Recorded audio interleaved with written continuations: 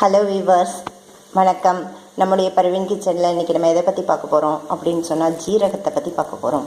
அதாவது ஜீரகத்தில் உள்ள நன்மைகள் எவ்வளோ அப்படிங்கிற, அது மட்டும் இல்லாமல் அதில் மருத்துவ குணங்கள் நிறைய இருக்குது. அதை பற்றியெல்லாம் நம்ம தெரிஞ்சுக்க போகிறோம். பாருங்கள், அதாவது இதை வச்சுருக்கேன் ஜீரகம். இந்த ஜீரகத்துக்கு ஒரு 2 ஸ்பூன் ஜீரகம் அள்ளி ஒரு கப்பில் போடுவோம்.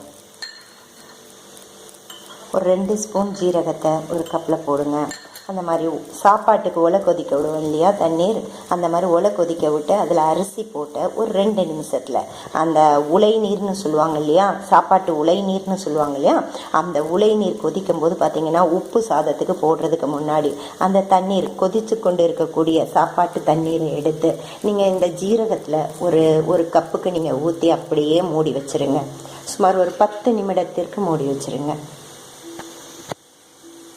எப்படி கொதிச்சுக்கிட்டு இருக்கு பாருங்கள். சாப்பாடு அரிசி போட்டிருக்கோம். அரிசியில் சாப்பாடு இது கொதிச்சுக்கிட்டு இருக்குது. இந்த கொதி நீரில் இருந்து நீர் எடுத்து கொஞ்சம் கொதித்து ஒரு காப்பங்கு அந்த அரிசி வெந்தாப்பில் இருக்குது. அந்த தருவாயில் ஒரு கப்புக்கு நீங்கள் அந்த ஜீரக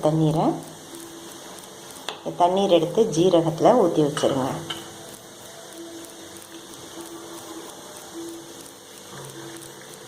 அது சாதமாக வெந்துடக்கூடாது. சும்மா லேசாக கொதி வந்த தருவாயில் நீங்கள் எடுத்துருங்க. உப்பு போடுறதுக்கு முன்னாடி எடுத்துருங்க. இதை ஒரு கப்புக்கு இப்படி ஜீரகத்தோடு சேர்த்து ஊற்றி அப்படியே மூடி வச்சுருங்க. ஒரு 10 நிமிஷம், அதாவது கொதிச்சுக்கிட்டு இருக்க தண்ணியில் நம்ம அந்த ஜீரகத்தை போட்டிருக்கோம் இல்லையா, அந்த சூடு கொஞ்சம் கம்மியாகிற வரைக்கும் ஒரு 10 நிமிஷம் அப்படியே மூடி போட்டு வச்சுருங்க. அதுக்கப்புறம் பாருங்கள், அந்த தண்ணீரில் நீங்கள் 2 ஸ்பூன் நெய் விட்டுட்டு அந்த தண்ணீர் எடுத்து குடித்தா கர்ப்பிணி பெண்களுக்கான இடுப்பு வலியிலிருந்து வலி வேதனைகள் நீங்கும், சுவாச குழாய்க்கு நல்லது, அஜீர்ண கோளாறிலிருந்து நம்ம பாதுகாக்கப்படுவோம். இப்படி நிறைய நல்ல தன்மைகள் இருக்குது ஜீரகத்தில். வெயிட் பண்ணுங்கள், அந்த ஒரு 10 நிமிஷம் கழித்து அது எப்படி இருக்குன்னு பார்ப்போம். அந்த நீர் பாருங்கள் எப்படி கொதிச்சுக்கிட்டு இருக்குன்னு. இப்போ தான் அரிசி போட்டிருக்கோம். போட்ட கொஞ்சம் நேரத்தில் அது இப்படி கொதி வரும்போது கரெக்டாக நம்ம அந்த தண்ணீரை எடுக்கணும். பார்த்துக்கோங்க. இப்போ அடுப்பை சிம்மில் வச்சுருவோம். பாருங்கள், இந்த ஒரு தருவாயில் நம்ம அந்த தண்ணீரை எடுப்போம். நான் சொன்ன 10 நிமிடம் ஆகிட்டேன். பாருங்கள், நம்ம வெறும் தண்ணியில் போட்டோம். அந்த உலை கொதி தண்ணியில் நம்ம ஜீரகத்தை போட்டிருக்கோம். பாருங்கள் எப்படி இருக்குது தண்ணின்னு. அது அப்படியே ஒரு அரிப்பு வச்சு இன்னொரு கப்பில் இருத்து எடுத்துக்கொள்வோம். பாருங்கள், இந்த அரிப்பில் இருத்திருக்கோம். பாருங்கள், நம்ம போட்ட அந்த 2 ஸ்பூன் ஜீரகம் கொதி நீரில் போட்டு எப்படி இருக்குது பாருங்கள். நீர் அப்படி அந்த ஜீரகத்தோட தன்மை, அதோட டேஸ்ட்டு, அதோட வாசனை அனைத்தும் இதில் இறங்கிருச்சு. இப்போ இது கூட ஒரு 2 ஸ்பூன் நெய் போடுங்க.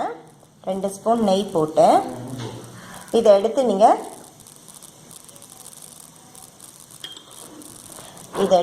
பிரசவ வலியில் இருக்கக்கூடிய பெண்களுக்கு இதை நீங்கள் கொடுத்தீங்கன்னு சொன்னால் மிகவும் நல்லது. பார்த்துக்கோங்க, அந்த மாதிரி பெண்களுக்கு உடல் வலி, இடுப்பு வலியிலேருந்து மிகவும் பாதுகாக்கப்படுவாங்க. அது மட்டும் இல்லாமல் அஜீரண கோளாறு இருக்கிறவங்களுக்கு இந்த தண்ணீரை நீங்கள் தினமும் ஒரு வேளை கொடுத்தீங்கன்னா அது சரியாயிடும். இன்னும் மேலும் நிறைய மருத்துவ குணம் இருக்குது. அடுத்தடுத்த வீடியோவில் நம்ம அதை பற்றி பார்க்கலாம்.